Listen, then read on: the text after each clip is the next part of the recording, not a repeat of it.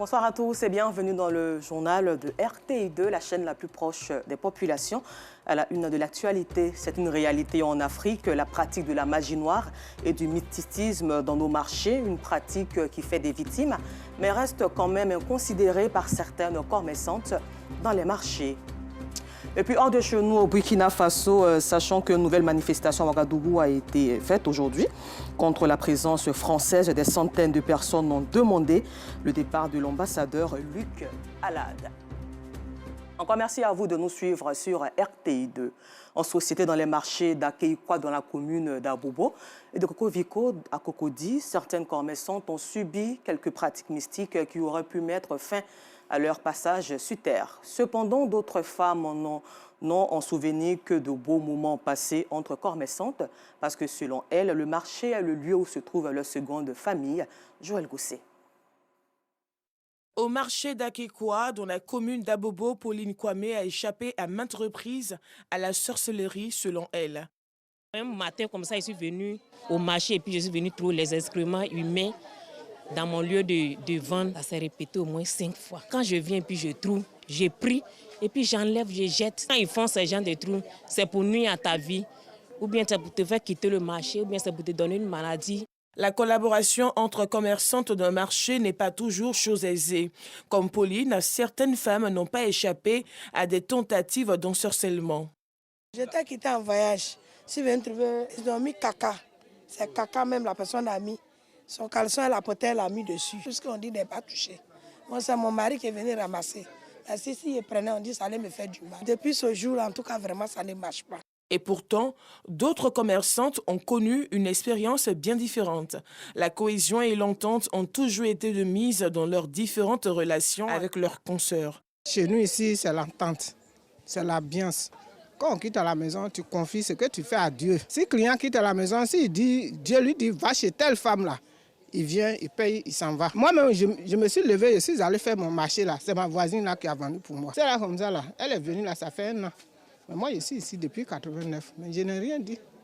Je vends pour elle. Quand elle se lève, moi aussi, elle aussi, quand je me lève, elle vend pour moi. Cette solidarité est aussi de mise au marché de Kokoviko, dans la commune de Cocody. Ici, les commerçantes disent former une famille. On s'attend très bien.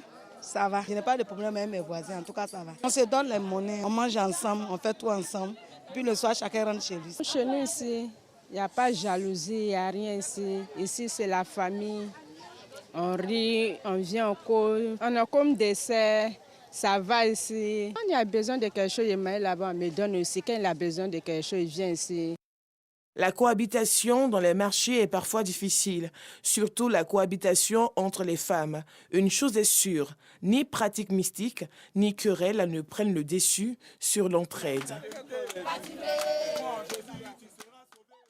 Et pour la proximité dans le journal du mercredi 18 janvier 2023 sur RTI2, l'une de nos équipes de reportage dénonçait la présence d'un bac à ordures à l'arrière d'une cour d'école dans la commune d'Abobo. Les odeurs dégagées par ce bac troublaient la quiétude des riverains. Après donc diffusion du dit reportage, la ministre d'État, Kandia Camara, première magistrate de la commune d'Abobo, s'est rendue sur les lieux pour s'enquérir des réalités.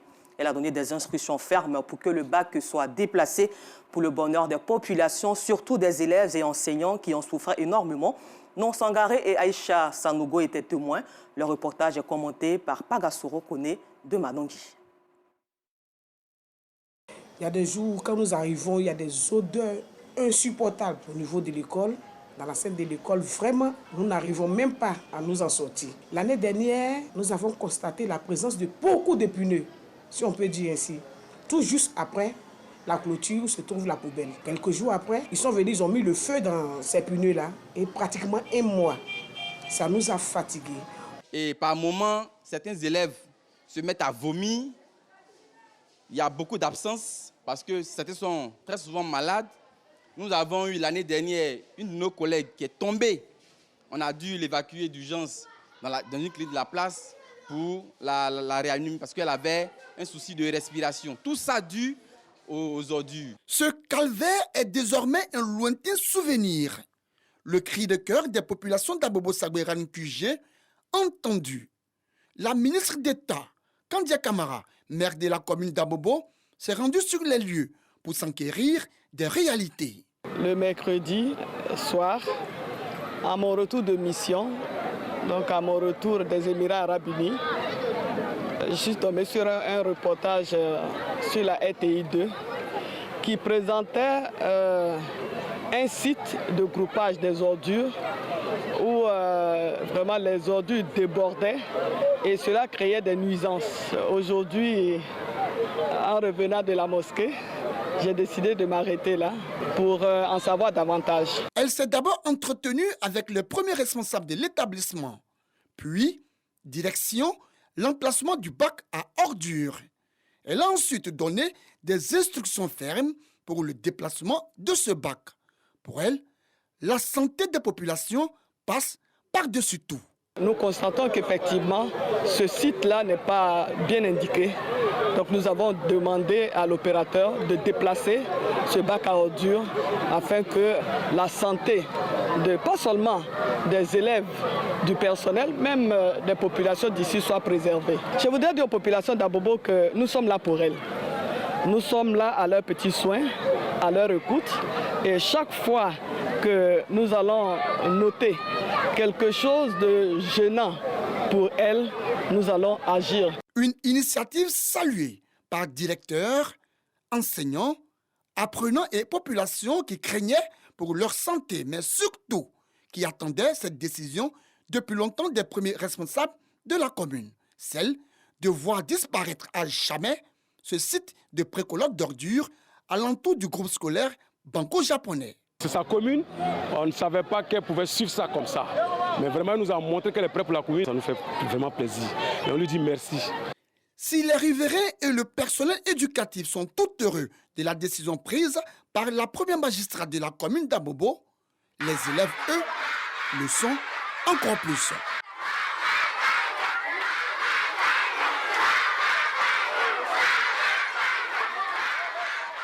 Un mot de loisir à présent, les membres de la Société ivoirienne d'imagerie médicale ont organisé tout récemment une randonnée au Parc national du Banco.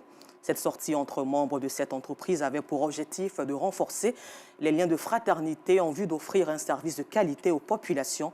Le reportage est signé Joël Gosset.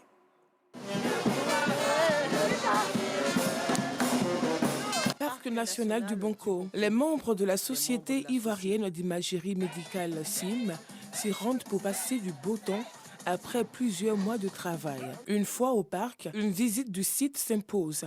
Chant, danse, jeux et sport au rendez-vous. Ce qu'on veut, c'est déjà renfermer les liens entre tous les gens qui travaillent dans les services de radiologie. On travaille souvent ensemble et souvent les relations peuvent être tendues. Si on se retrouve ici aujourd'hui dans le cadre de la détente, on va mieux se connaître, on va harmoniser nos rapports et tout ça, ça va aller dans le bonheur du patient. Responsables et agents de la Société ivoirienne d'imagerie médicale se réjouissent de cette randonnée. Les radiologues regroupés dans la CIM se regroupent aujourd'hui pour célébrer ce jour, célébrer leur spécialité, s'encourager, car il y a beaucoup de travail à faire, beaucoup de progression à obtenir. Voilà, donc nous sommes rassemblés pour redynamiser les troupes.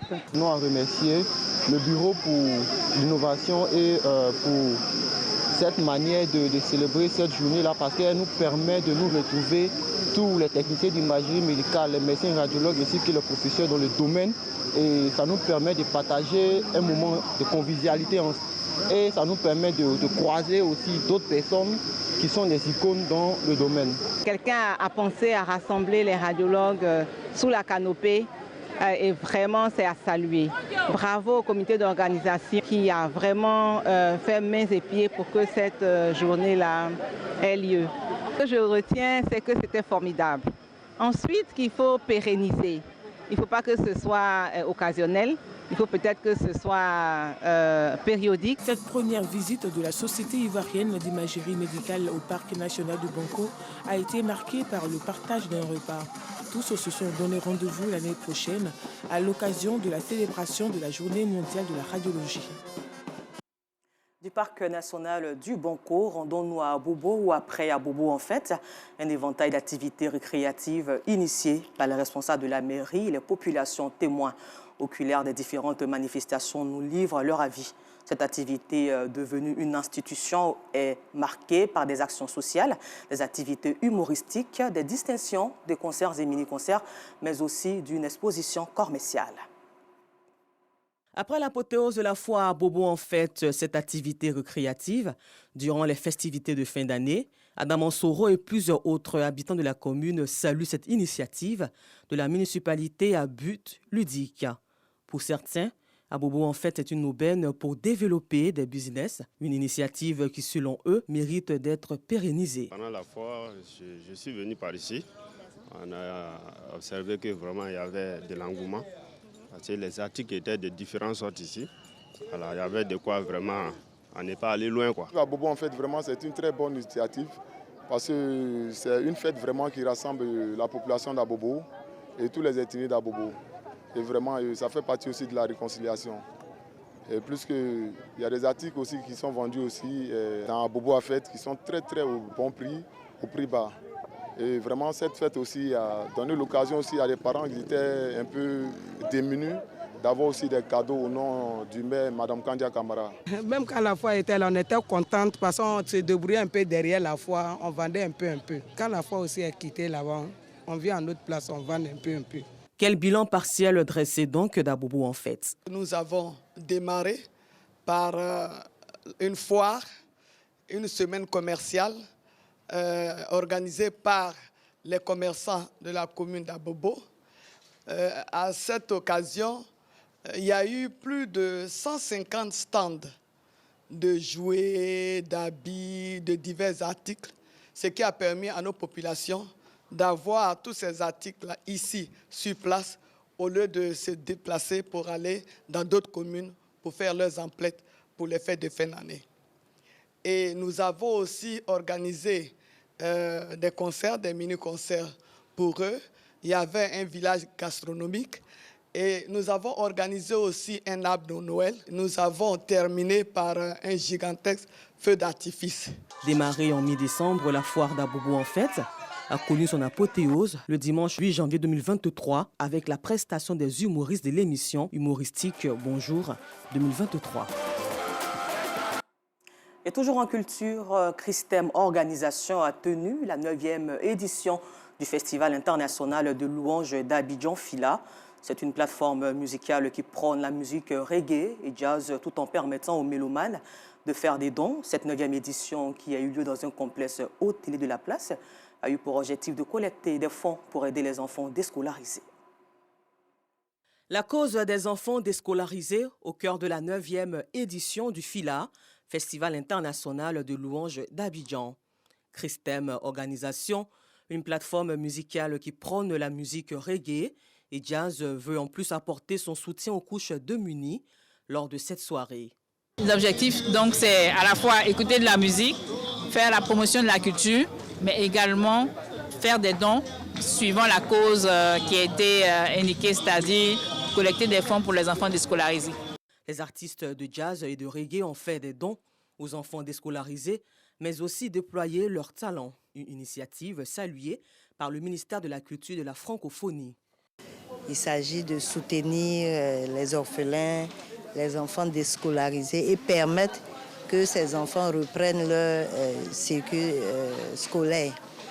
Et donc, Madame la ministre encourage cette initiative qui permet, ou disons qui contribue à l'insertion professionnelle des jeunes. À la 9e édition du FILA, Christem Organisation a récompensé les nouveaux talents artistiques et a témoigné sa reconnaissance à ses partenaires pour leur soutien. Vive donc la culture. En religion, l'Association des femmes musulmanes de Côte d'Ivoire, AFEMSI, et de la Confédération des femmes musulmanes en Côte d'Ivoire, COFEMSI, ont procédé à une visite de courtoisie et de reconnaissance à l'imam Moussa Dramé après sa nomination à la tête du Conseil supérieur des imams et des affaires islamiques COSIM de la région du Sud Komoué. Cette rencontre au cœur de la sensibilisation à la cohésion sociale et à la paix s'est tenue ce vendredi 20 janvier à la mosquée Fatouma Zahra de Grand Bassam. Pagassoro Kone de Madongui était témoin pour RTI2. Grand Bassam, mosquée Fatouma Zahra. L'imam Moussa Dramé, imam principal de cet édifice religieux, félicité par l'Association des femmes musulmanes AFEMSI et par la Confédération des femmes musulmanes de Côte d'Ivoire, COFEMSI. C'est que l'homme de Dieu a été nommé à la tête du Conseil supérieur des imams des mosquées des affaires islamiques en Côte d'Ivoire, COSIM, de la région du Sud Comoé. Mais avant les félicitations, la grande prière de vendredi, Al-Juma. Et dans son sermon, l'imam Moussa Dramé a insisté sur les valeurs de paix, de cohésion, de tolérance et d'amour, des valeurs chères en islam. Après le sermon et la prière, plusieurs témoignages sur l'implication et l'engagement du nouveau représentant de Cheikh Aïma Ousmane Diakité de la région du Sud Comoé. Homme de paix et de cohésion, homme de conviction et de terrain pour la cause de la femme, homme engagé pour la promotion de l'islam, entre autres. Grâce à nos imams et surtout l'imam Dramé, la femme musulmane a pu s'organiser sur le plan national et même international. Et c'est grâce à leur bénédiction et à leur contribution. Aujourd'hui, nous parlons de l'imam Dramé. Il a eu l'honneur d'être nommé par ses actions d'abord, les actions de paix. L'AFEMSI a pu s'asseoir dans notre pays, la Côte d'Ivoire, grâce à la persévérance de l'imam Dramé, car à la création de l'AFEMSI, c'est l'imam Dramé qui a été proposé à l'AFEMSI pour les accompagner dans tous les recoins de la Côte d'Ivoire pour installer les sections de l'AFEMSI. Depuis les premières heures de l'AFEMSI, c'est lui qui m'a été donné par les imams pour aller faire le tour de la Côte d'Ivoire, partout où je partais investir les présidentes. Vraiment, il a trop fait pour la femme. Il a trop fait pour les femmes religieuses en Côte d'Ivoire. L'imam Moussa Dramé dit compter sur le soutien de la communauté musulmane dans son ensemble pour mener à bien la mission à lui confier. Il n'a pas manqué à cette occasion de définir ses priorités durant sa mandature. Nous allons d'abord, dans un premier temps, rassembler l'ensemble des imams de notre région. Je vais parler de la région Sud-Comoé. Et les envoyer en mission. Prêcher pour non seulement la paix, mais pour le maintien de la paix. Nous allons aussi appeler nos fidèles, si je dis fidèles, tous ceux qui habitent dans la région Sud-Comoé, soyez musulmans ou non musulmans, bon ou pas bon, appeler tout le monde à la paix, à la réconciliation. Cette visite de courtoisie et de reconnaissance de l'AFEMSI et de la COFEMSI à l'imam principal de la mosquée Fatma Zahra de Grand Bassam a été marquée par la promesse du nouveau président du COSIM régional du Sud Comoé, celle de redynamiser l'association fêtière des femmes musulmanes en Côte d'Ivoire. Une prière spéciale pour la paix et pour le président de la République, Alassane Ouattara, et pour son gouvernement, a mis fin à cette visite religieuse. Et toujours en religion avec Pagasoro Kone de Madongui, sachant que le ministre de l'Intérieur, de la Sécurité et l'ensemble des acteurs impliqués dans l'organisation du Hajj étaient en visite récemment en terre sainte d'Arabie Saoudite. Cette visite, il faut le savoir, s'inscrit dans le cadre des préparatifs du Hajj 2023 et de la Oumra, le petit pèlerinage. Le ministre de l'Intérieur et de la Sécurité est à la tête d'une forte délégation en visite en Arabie Saoudite. Visite qui s'inscrit dans le cadre des préparatifs du Hajj 2023 et de la Oumra, le petit pèlerinage. Vagondo Diomandé et l'ensemble des acteurs impliqués dans l'organisation du pèlerinage en Terre Sainte d'Arabie Saoudite ont été reçus par Dr Taufik bin Fawzan Al-Rabia, ministre saoudien du Hajj et de la Oumra, et par son adjoint Dr Abdul Fattah bin Suleiman Marchat.